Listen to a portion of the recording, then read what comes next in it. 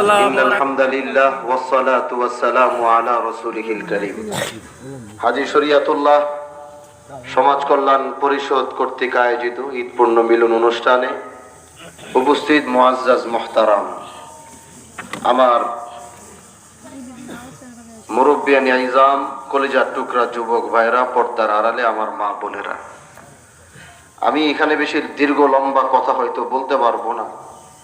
সংক্ষিপ্ত কিছু কথা বলি, হয়তো আজ আপনাদের কাছ থেকে বিদায় নিয়ে চলে যাব। আমি এসেছি বড় আন্তরিকতা এবং ভালোবাসা নিয়ে,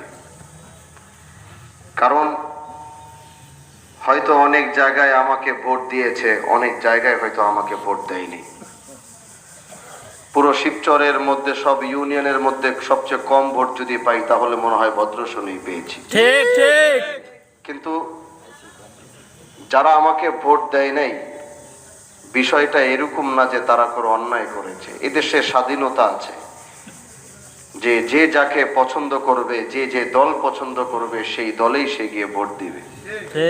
কিন্তু আমার ব্যর্থতা হচ্ছে, আমি ভোটদাসন মানুষকে হয়তো তাদের কাছে আসতে পারি নাই, তাদেরকে বুঝাতে পারি নাই আমি কি চাই, তাদেরকে বুঝাইতে পারি নাই আমার পরিকল্পনা কি। আমার ব্যর্থতার কারণেই হয়তো আমি এই জায়গায় প্রত্যেকটা সেন্টারেই হয়তো সেকেন্ড হয়েছি, কোনো সেন্টারে আমি পাস করতে পারি নাই। কিন্তু প্রিয় ভাইরা আমার, আমি যে রাজনীতিতে পাড়া দিয়েছি, আমার এই রাজনীতি কোনো প্রতিহিংসার রাজনীতি না, আমার এই রাজনীতি কোনো আধিপত্য বিস্তার করার রাজনীতি না।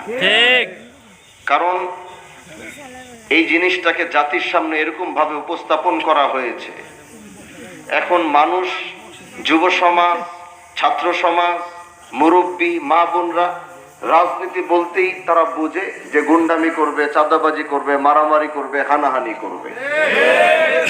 কিন্তু আমরা এরকম রাজনীতিতে পাড়া দেই নাই। আমরা এমন এক রাজনীতি সামনে আনতে চাই গোটা বাংলাদেশের মানুষের সামনে। আমাদের সেই রাজনীতির ভিতরে কোনো বৈষম্য থাকবে না।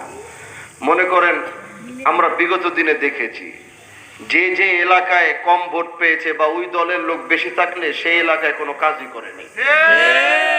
সেই এলাকার মানুষের রাস্তাঘাট একাকার অবস্থা।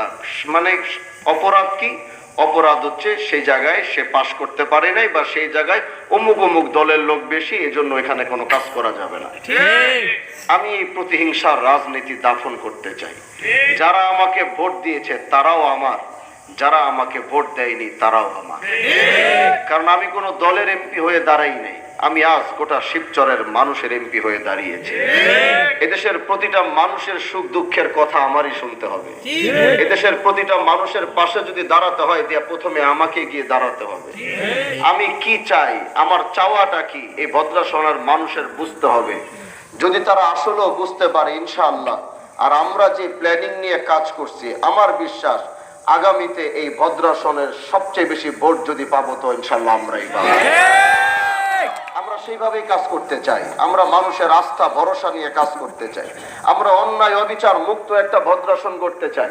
আমরা এখানে মাদক অন্যায় আমি শুনেছি, কারণ আমরা যখন নির্বাচন শেষ করেছি, আপনারা জানেন আমাদের নির্বাচনটা ছিল খুব